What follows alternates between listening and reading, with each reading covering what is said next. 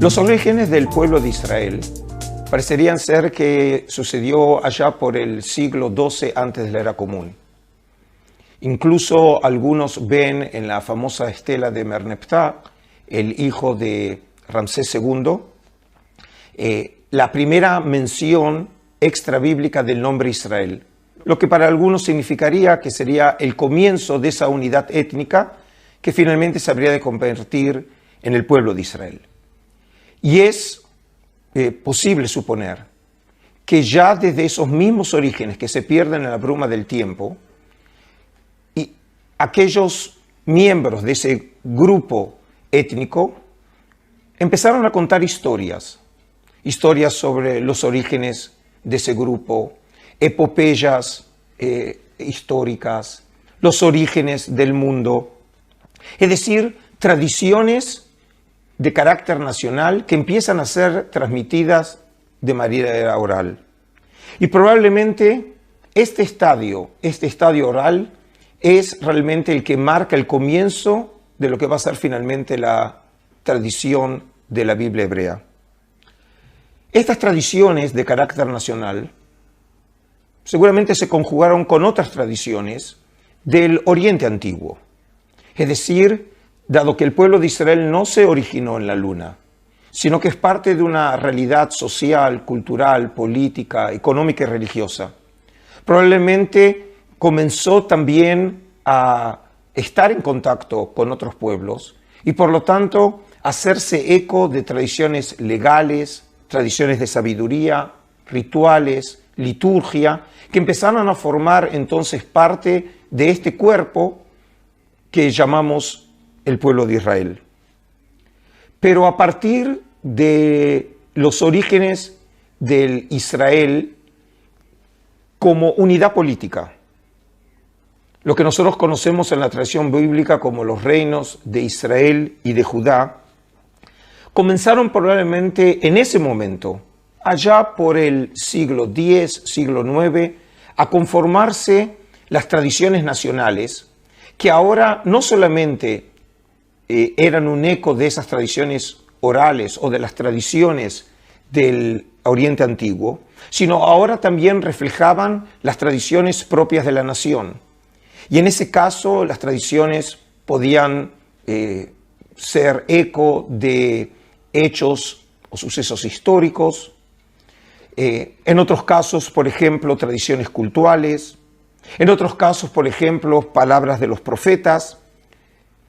Pero en este momento, cuando empiezan a existir las burocracias, es decir, hay cuerpos de escritores, de escribas, que trabajan en los marcos del palacio real o del templo, que comenzaron probablemente a ser escritas por primera vez estas tradiciones que ya para entonces tenía siglos. Este proceso, del cual casi no tenemos ningún testimonio arqueológico, parecería ser que llega a un momento de maduración, algo así como para el siglo VIII antes de nuestra era. Este proceso que llamamos de alfabetización se manifiesta por medio de la arqueología a través de los que llamamos las ostracas. Son cerámica escritas en tinta que en yacimientos arqueológicos comienzan a ser encontradas y que muestran en este caso la capacidad de leer y de escribir no solamente por parte de los escribas o profesionales de las burocracias del templo o del palacio, sino realmente pueden ser simplemente por gente común o incluso oficiales de algún puesto de defensa de avanzada, que muestran que la alfabetización se había popularizado en la tierra de Israel para alrededor del siglo VIII. Pero si tenemos que marcar un punto de inflexión, un punto el cual podemos decir que a partir de aquí sería el punto inicial de lo que finalmente habremos de conocer como la Biblia hebrea, seguramente, como algunos ya lo notaron, el episodio que marca este punto de inflexión es la historia que aparece relatada en el libro de Reyes, más precisamente en el segundo libro de Reyes, en el capítulo 22, en el cual se cuenta que en la época del rey Josías, el rey de Judea, se llevan a cabo trabajos de reparación del templo de Jerusalén. Y precisamente en esa ocasión, el texto bíblico cuenta que sucedió lo siguiente, que el sumo sacerdote Hilquías contó a Safán, el cronista, que había encontrado el libro de la ley en el templo del Señor y le entregó el libro y Safán lo leyó. Y luego, no solamente ahora el gran sacerdote Hilquías y Safán tienen conocimiento de este libro, sino que luego se cuenta que también informó Safán al rey de que el sacerdote Hilquías le había entregado un libro y lo leyó Safán al rey. El encuentro fortuito, entre comillas, de este libro, esta ley del Señor, como ya lo había marcado de Bete a fines del siglo XVIII, probablemente nos indica que lo que ellos encontraron fue una edición probablemente muy primaria de lo que finalmente habría de ser el libro del Deuteronomio, el quinto libro del Pentateuco de Moisés. Pero para esa época todavía no existe el Pentateuco, sino simplemente es una de las fuentes que finalmente habrán de conformar el Pentateuco. Y lo interesante es que esta ley se transformó finalmente en un tipo de ley fundamental del Estado, porque el texto bíblico nos cuenta en el capítulo 23 del segundo libro de Reyes, que inspirado por el contenido de este libro, el rey Josías implementó lo que se llama la revolución del Deuteronomio, por el cual lo que hizo es eliminar todos los rituales que llamaríamos idolátricos en el sentido bíblico y además eliminar todos los centros de culto, dejando como único y exclusivo el del Templo de Jerusalén. Es decir, que esta ley no solamente tiene un valor teórico o ideológico, sino que tiene consecuencias prácticas. Esta misma importancia de un texto escrito como ley fundamental del Estado aparece reflejado incluso en la propia legislación del Deuteronomio, en el capítulo 17, en donde el texto dice,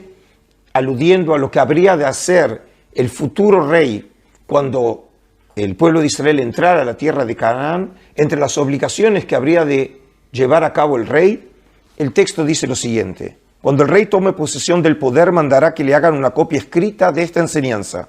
tomada del original que está al cuidado de los sacerdotes levitas. Y siempre tendrá esa copia consigo y la leerá todos los días de su vida, para que aprenda a reverenciar al Señor, su Dios, a respetar todo el contenido de esta enseñanza y a poner en práctica sus mandatos. Es decir, que ahora el rey también se verá sometido a la ley y tendrá que copiar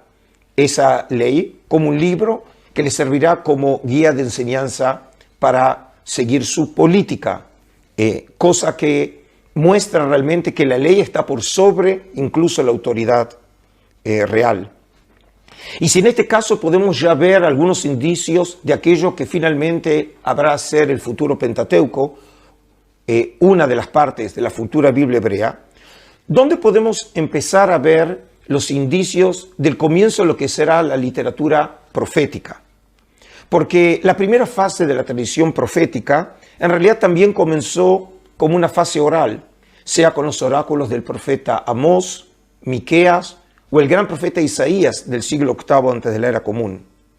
Pero tenemos dos textos de finales de la época del primer templo en donde aparentemente hay un cambio del paradigma. En el libro de Habacuc, un profeta bíblico de lo que llamamos los profetas menores, que vivió antes de la destrucción del primer templo de Jerusalén, allá por el siglo VI, dice en Habacuc capítulo 2, y el Señor me respondió: escribe la visión y haz que resalte claramente las tablillas para que pueda leerse de corrido. Es decir, aparece aquí una orden bíblica por el cual el Dios de Israel le ordena al profeta de escribir la visión. Es decir, ya no simplemente su obligación es de transmitir oralmente la palabra de Yahvé, sino que la escriba. Y este momento en donde la palabra ahora comienza a ser escrita, se manifiesta de una manera clara en un episodio que no tiene ningún paralelo en la tradición bíblica, que es en el libro de Jeremías, el gran profeta de la destrucción del templo, allá por el siglo VI, en Jeremías 36, donde el Dios de Israel le ordena al profeta escribir las profecías que había profetizado durante años. Y el texto dice así: el año cuarto del gobierno de Joaquín, hijo de Josías, rey de Judá, el Señor se dirigió a Jeremías y le dijo: toma un rollo de escribir y escribe en él todo lo que te he dicho acerca de Israel, de Judá y de las demás naciones. Y entonces, como consecuencia de esta orden divina, Jeremías nombra a un secretario, a un escriba, cuya función habrá de ser la de escribir y poner por escrito los oráculos de Jeremías. Y así dice el texto: y Jeremías llamó a Baruch, hijo de Nerías, y le dictó todo lo que el Señor le había dicho, y Baruch lo escribió en un rollo. Y por tanto, parecería ser que a fines del primer templo, allá por el siglo VI, podemos identificar claramente un punto claro de inflexión en donde las tradiciones, en algún lado, serán las del futuro Pentateuco, y de la tradición bíblica habrán de empezar a tomar forma como literatura escrita. La destrucción del Templo de Jerusalén y el exilio fueron un verdadero hiato en la historia judía antigua. No solamente por ser una gran tragedia nacional, no solamente por haber perdido la independencia política, el territorio o el centro de culto como era el Templo de Jerusalén, sino porque desde el momento que los judaítas fueron llevados al exilio, y no fueron llevados todos, la tierra de Judá quedó todavía con población, pero los que fueron llevados al exilio fue la inteligencia, los líderes de Israel, sea el rey y la corte, los sacerdotes, incluyendo al joven profeta Ezequiel, los sacerdotes, es decir, aquellos que realmente tenían sobre sus hombros el destino de la nación, fueron llevados al exilio y ahora tenían que liderar a un pueblo, a una grey que se habían quedado sin aquellos factores que precisamente coadyuvan para la unidad nacional. ¿Cómo poder seguir subsistiendo como pueblo sin territorio, sin unidad política y sin templo? Y según la propuesta de los investigadores, fue precisamente en esta situación de tragedia en donde comenzó a jugar el papel de la memoria de un pueblo, porque en este caso los recuerdos del pasado de Israel podían servir precisamente para reunir a estos exiliados que no tenían otra manera de poder demostrar y manifestar su identidad. Y parecería ser que en este contexto en donde la memoria empieza a jugar un papel central, es cuando comienzan a reunirse las antiguas tradiciones de Israel. Esas tradiciones orales y en algunos casos escritas que se habían comenzado a conformar para finales de la época bíblica, y prueba de ello fue cuando hablamos lo que serían los comienzos de ese futuro libro del Deuteronomio, y probablemente también el comienzo de los libros proféticos, como hicimos referencia en una charla anterior sobre el profeta Jeremías. Es cuando comenzaron a reunirse y probablemente también a escribirse e incluso editarse algunas de estas obras. Y estas obras probablemente fueron puestas escritas por sacerdotes, por sabios, por profetas, es decir, precisamente por los intelectuales de Israel de esa época. Pero lamentablemente no tenemos ningún testimonio físico de estas obras o de lo que serían los comienzos de esta literatura bíblica. Solamente en fuentes más tardías podemos acceder al conocimiento de que en algún momento, entre el siglo II y el siglo V, realmente esa revolución en la historia de la Biblia hebrea ya había sucedido. Y prueba de ello es, por ejemplo, el libro de Esdras, que junto con el libro de Nehemías conformaban en la época antigua un solo libro, y que en su formato actual muy probablemente fue editado para el año 400 antes de la era común, en la época persa, que cuando el propio libro presenta a Esdras, un personaje probablemente histórico, lo presenta como descendiente de la casa del gran sacerdote, es decir, de la casa de Aarón. El hecho mismo de ser perteneciente a esta clase sacerdotal de la familia del sumo sacerdocio prueba que formaba parte de estos grupos de élite que residían en la diáspora. Y cuando el texto lo presenta, lo define de esta manera. Este Esdras era un maestro instruido en la ley que el Señor Dios de Israel había dado por medio de Moisés. Es decir, lo presenta a Esdras como un maestro, específicamente como un escriba. El texto en hebreo lo llama Sofer Ma'ir Betorat Moshe, es decir, un escriba experto, un maestro que no es como los escribas anteriores en su función de amanuenses, que eran realmente secretarios cuya función era específicamente escribir o poner por escrito tradiciones cúlticas o históricas, sino su función es la de ser un maestro, un sabio, que tiene por propósito estudiar y develar los secretos de la palabra de Yahvé contenidos en el libro que es atribuido a Moisés. Específicamente luego el mismo capítulo 7, cuando habla de Esdras, dice, y de Esdras tenía el firme propósito de estudiar y de poner en práctica la ley del Señor y de enseñar a los israelitas sus leyes y decretos. Es decir que la función de Esdras, podríamos decir, anticipa lo que va a ser la institución del rabí, de ese sabio después de la época rabínica y hasta la época moderna, cuya función es interpretar el texto. La palabra ahora ya no es una palabra que tiene su dimensión oral, sino que tiene su dimensión escrita. Y su función es entender y profundizar esa palabra para poder enseñar al pueblo de Israel. Pero, ¿qué alcance o qué contenidos tenía esta ley del Señor? Bueno, no lo podemos saber porque no tenemos ningún testimonio físico de ese texto, pero probablemente algunos consideran que debe haber sido un primer estadio de desarrollo o de evolución de lo que va a ser finalmente el futuro Pentateuco. Y lo significativo es que estas tradiciones ya estaban y eran atribuidas en esa época a Moisés, que seguramente para entonces, para el siglo VI y siglo V, ya era visto también por los antiguos judaítas como una figura del pasado mítico de Israel, en donde se le atribuían todas estas antiguas tradiciones que finalmente habrán de transformarse en tradiciones sacrosantas. Pero, ¿cómo esta obra, que será el futuro Pentateuco, comienza a tener un valor más allá de los círculos intelectuales? O en otras palabras, ¿qué es lo que hizo que este libro se transformara en la piedra fundacional de la identidad de Israel para toda su historia y que habrá de ser también la primera de las tres partes que habrán de conformar la futura Biblia hebrea?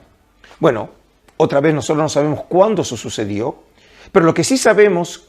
que, según nos cuenta el libro de Nehemías en el capítulo 8, ya para mediados del siglo V, los judíos habían adoptado este libro como centro de su identidad nacional. Y prueba de ello es la ceremonia de la cual no teníamos ningún antecedente sobre la misma, que nos cuenta el mismo libro de Nehemías de la época persa y dice así: y el día primero del séptimo mes, el sacerdote Esdras trajo el libro de la ley ante la reunión compuesta de hombres, mujeres y todos los que tenían uso de razón. Y desde la mañana hasta el mediodía lo leyó en presencia de todos ellos delante de la plaza que está frente a la puerta del agua, y todo el pueblo estaba atento a la lectura del libro de la ley. Es decir que ahora este libro de la ley no tiene solamente vigencia en círculos intelectuales esotéricos, sino que forma parte de una ceremonia pública. Y esta ceremonia se lleva a cabo en el día primero del mes séptimo, que según el Pentateuco es una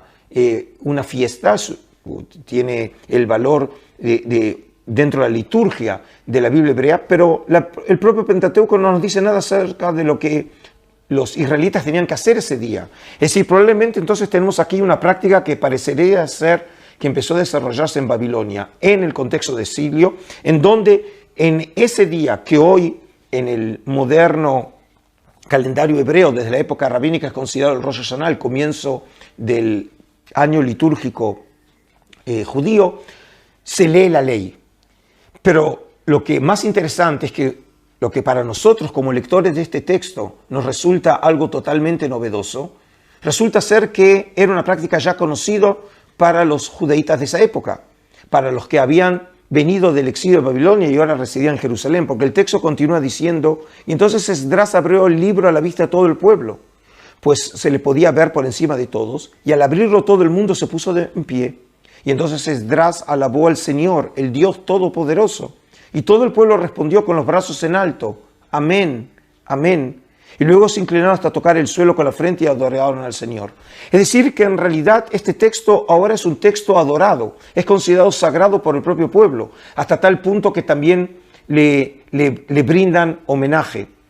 Y obviamente podemos decir que este texto, Nehemías 8, nos anticipa lo que habrá de ser la ceremonia central del pueblo de Israel desde entonces hasta nuestros días, y es la lectura de la Torá. Y lo que muestra entonces que desde el momento que ese texto tuvo una dimensión pública en donde hombres y mujeres pueden acceder a ese texto, es cuando este texto, este libro, se transforma en la base angular, en la piedra fundamental de la identidad de Israel para todos los siglos. A partir del siglo V, allá por esa época que llamamos la época persa, el siglo V entre la era común, las fuentes de Israel entran de alguna manera en una etapa de silencio, en donde tenemos muy pocos materiales que nos pueden testimoniar qué pasó entre el siglo V y el siglo II antes de nuestra era.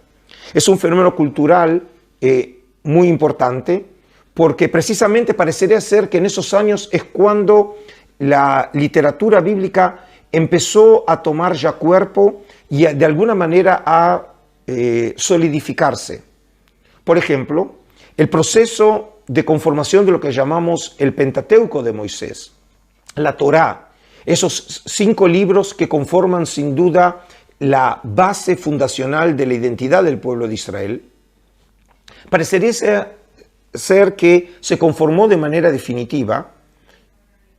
de la manera como nosotros lo conocemos hoy, entre el siglo VI y el siglo IV antes de nuestra era. Y prueba de ello es que la primera traducción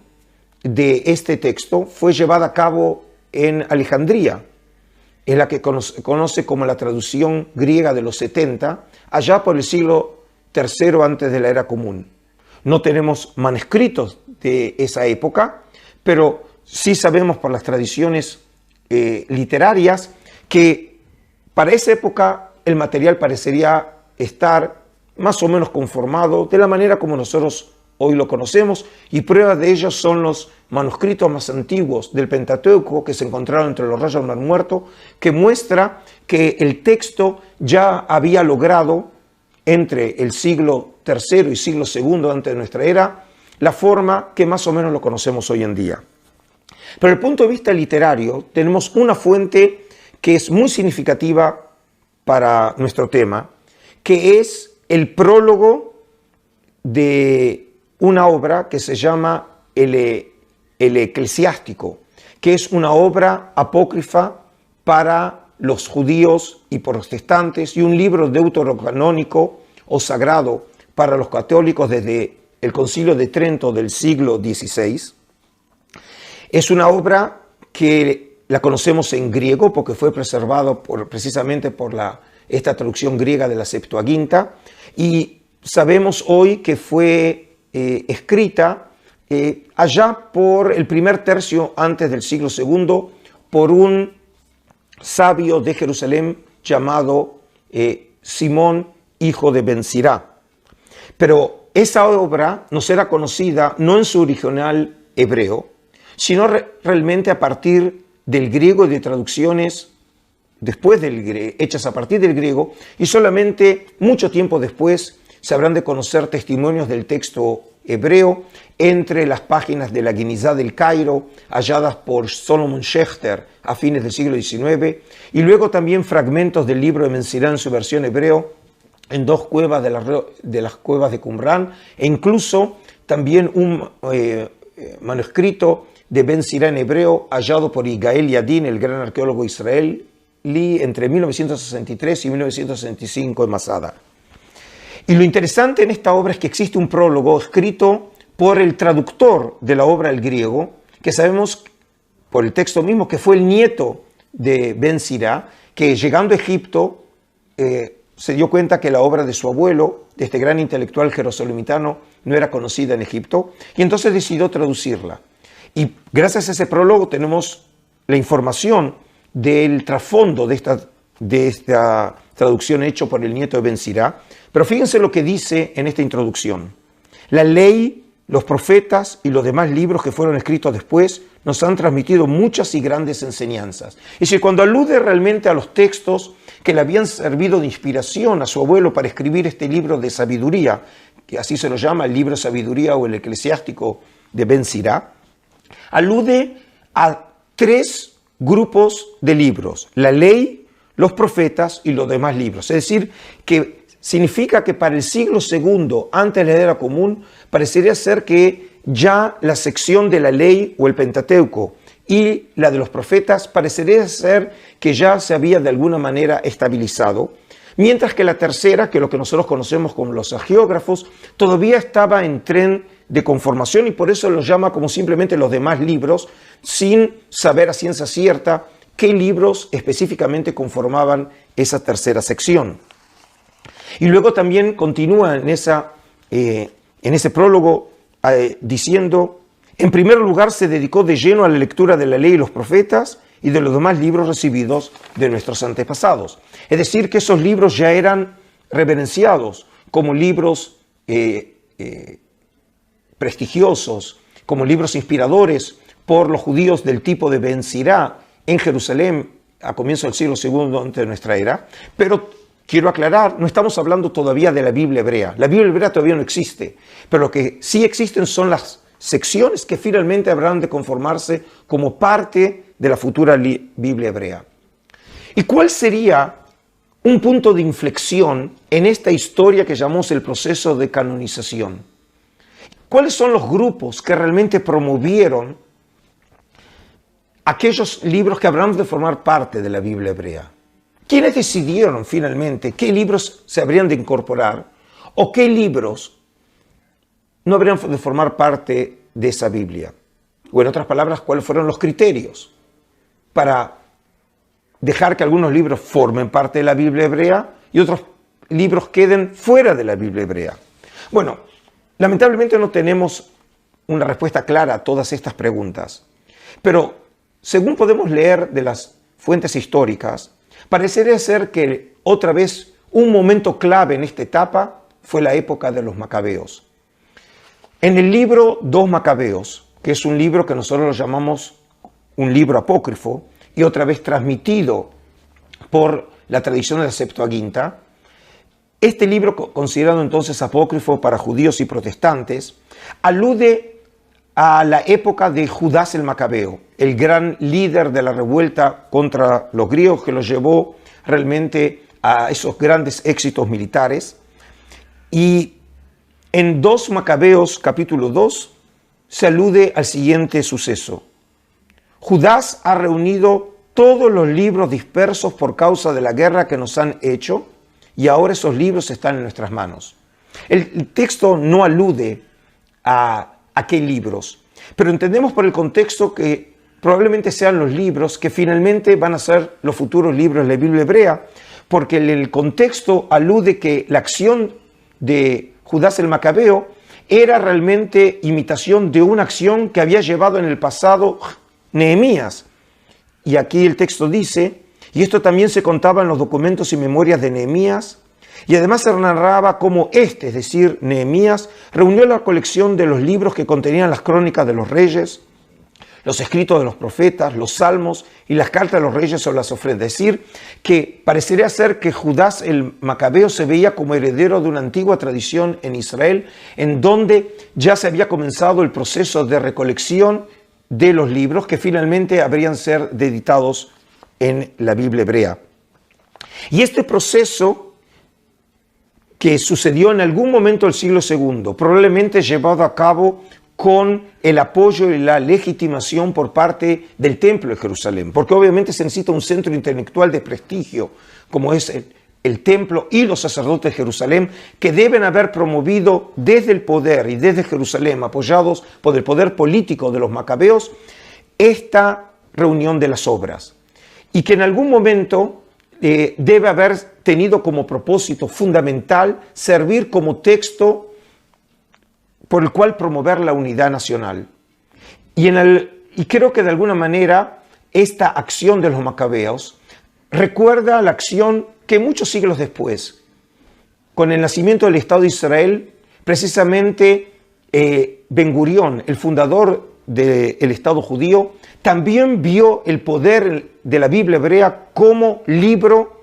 que permite unificar a la nación. Es decir, que vemos con siglos de diferencia cómo dos dirigentes del pueblo de Israel, sea Judás el Macabeo en el siglo II o Ben Gurión en el moderno Estado de Israel en el siglo XX, entendieron el poder del libro, el poder de las Escrituras para poder reunir por detrás de esa obra al pueblo de Israel, encontrando en los escritos y en la futura Biblia hebrea un foco de identidad nacional. Como acabo de decir entonces, parecería ser que el proceso de canonización, es decir, el proceso por el cual las obras fueron aceptadas dentro de lo que llamamos el canon bíblico, es decir, esa colección definitiva y sagrada de los libros de Israel, parecería ser que ese proceso llegó a su fin en el siglo II. Prueba de ello es, por ejemplo, que se considera que el libro más tardío dentro de la colección bíblica fue el libro de Daniel, porque la segunda parte del libro de Daniel, entre el capítulo 7 y el capítulo 12, hace una referencia directa a Antíoco Epífanes IV, el rey Seleucida, que aparece siempre mencionado en el contexto de la celebración de Hanukkah como ese rey malo por el cual decretó los decretos de persecución a los judíos.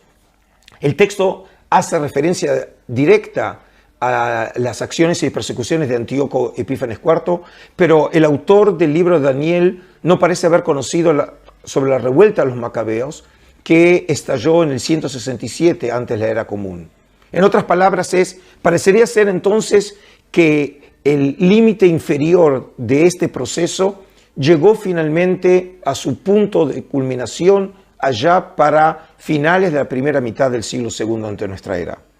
Pero cuando las fuentes mismas reconocen que existiría algo así como una colección definitiva de los libros,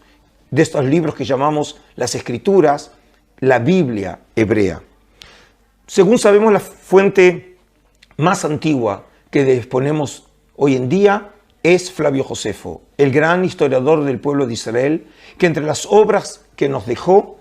hay una obra que se llama El Contrapión. El Contrapión es una obra de carácter polémico en donde Josefo defiende las creencias, los rituales del pueblo de Israel frente a un antisemita llamado Apión. Y en uno de los contextos, la disputa gira en derredor de los libros. La naturaleza diferente de los libros de los judíos frente a la de los griegos. Y dice así Josefo, en el Contrapión, en el capítulo 8. Por esto entre nosotros no hay multitud de libros que discrepen y disienten entre sí. Es decir, obviamente aludiendo aquí a los libros de los griegos. Es decir, frente a esos libros que están todo el tiempo en contradicciones, en el caso de Israel es diferente, sino solamente 22 libros que abarcan la historia de todo tiempo y que con razón se consideran divinos. Es decir, por primera vez tenemos que las fuentes hablan de un número, es decir, hablan ahora de una colección definitiva que comprende 22 libros. Y luego Josefo nos explica claramente también qué comprenden esos 22 libros. De entre ellos 5 son de Moisés y contienen las leyes y la narración de lo acontecido desde el origen del género humano hasta la muerte de Moisés, obviamente aludiendo aquí a lo que conocemos nosotros como el Pentateuco. Y este espacio de tiempo abarca casi 3000 años,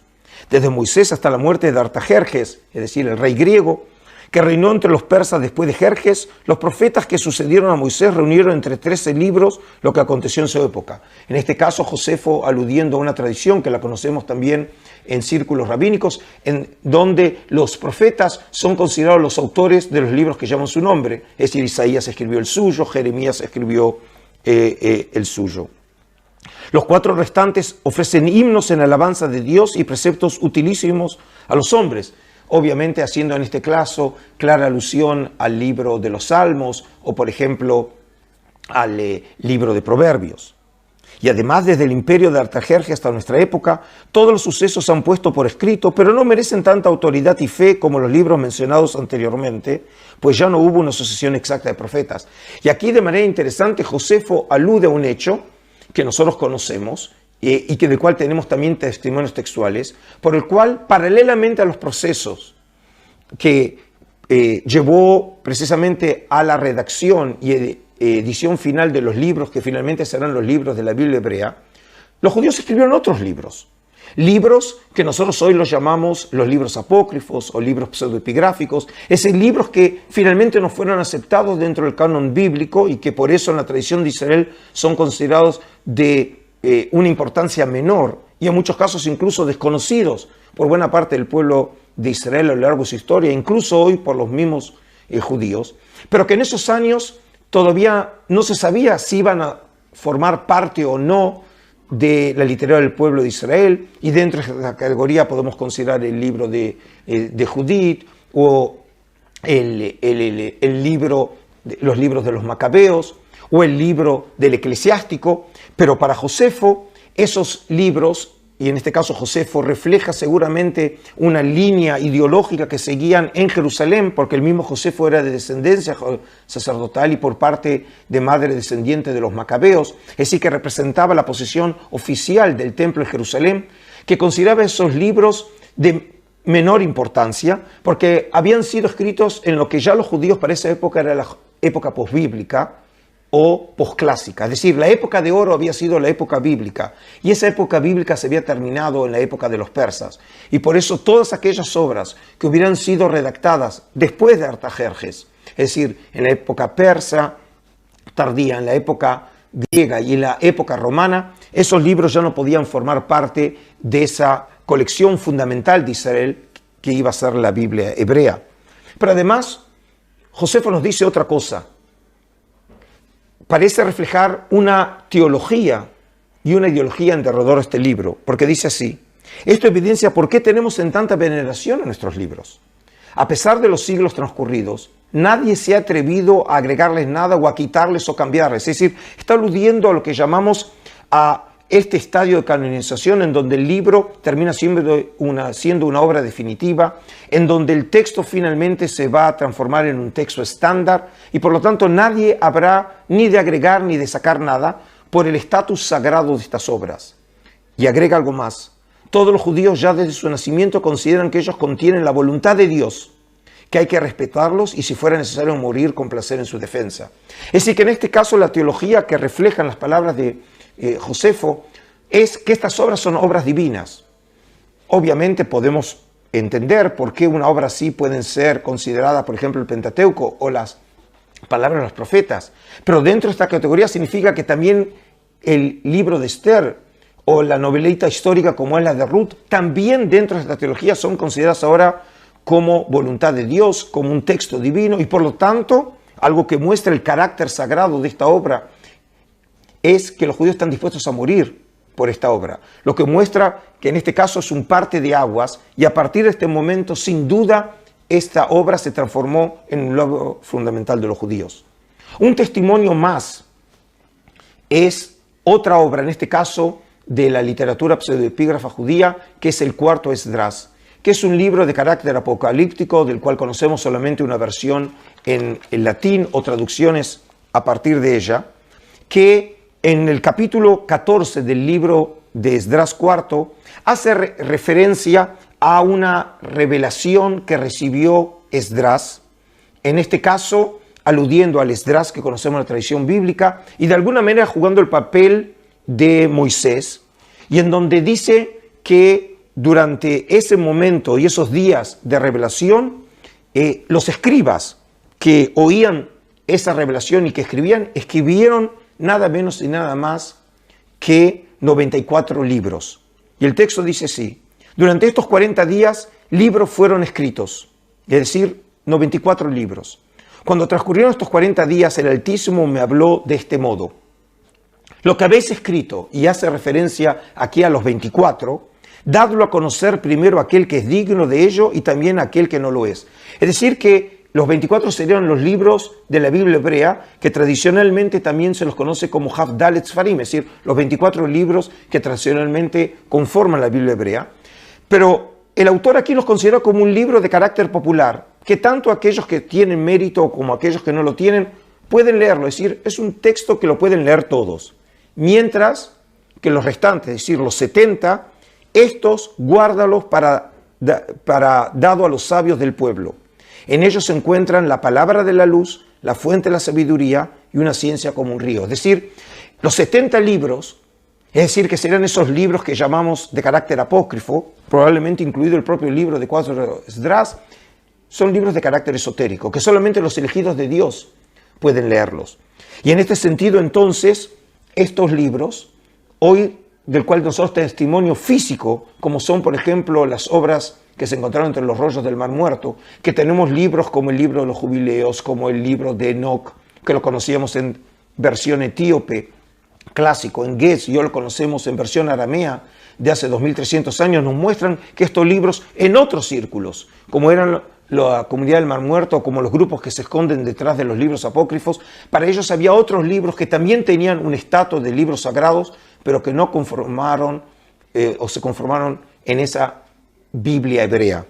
Y esta Biblia hebrea entonces, en donde ya parece haberse conformado para fines del siglo I de nuestra era, adquiere finalmente un estatus definitivo en la época rabínica entre el siglo II y siglo III. Y prueba de ello es, por ejemplo, la discusión que encontramos en la Mishnah, ese libro fundamental del rabinismo, editado por Rabbi Judá, el príncipe a fines del siglo II de nuestra era, donde en el Tratado de Manos dice así: todos los escritos santos vuelven impuras las manos, que es otra expresión para decir que es un libro sagrado. El Cantar de los Cantares y el Eclesiastés vuelven impuras las manos. Rabbi Yehudá dice que el Cantar de los Cantares vuelve impuras las manos, pero respecto al Eclesiastés está controvertido. Es decir, lo que nos muestra que parecería ser todavía para el siglo II hay una polémica en círculos rabínicos, no si los libros van a formar parte o no de la Biblia hebrea. Los libros ya están formando parte, pero algunos se sienten incómodos y no saben bien si esos libros tienen que ser considerados también en un estatus de textos sagrados o no. Pero este es los últimos momentos de este proceso de canonización. De hecho, a partir de esos años, siglo II, siglo III, el texto comienza a ser un texto estándar por el cual los judíos ahora pueden centrar su identidad, precisamente también en otra época de crisis, después de la derrota de la revuelta de Bar Kokhba entre el 132 y 135 en nuestra era, en la tierra de Israel se encuentra al borde del precipicio, buena parte de los pueblos fueron destruidos y se necesita ahora un foco de identidad nacional. Y nuevamente entonces la Biblia hebrea comienza a jugar ese rol, y a pesar de tener muy pocos testimonios físicos de la transmisión de ese texto a lo largo de los siglos, como en este caso pueden ser algunos fragmentos de la Biblia hebrea hallados en la Genizá del Cairo del siglo VI, del siglo VII, o por ejemplo del manuscrito Ashkar Gilson de la Universidad de Duke en Carolina del Norte, con esas secciones del libro del Éxodo, incluyendo precisamente unas secciones más antiguas de la Biblia hebrea, como es el Canto del Mar de Éxodo 15. Finalmente podemos decir que este proceso de estandarización y de fijación del texto llega a su culminación a los finales del primer milenio. Y para el siglo X de nuestra era, con el famosísimo Códice de Alepo, que nació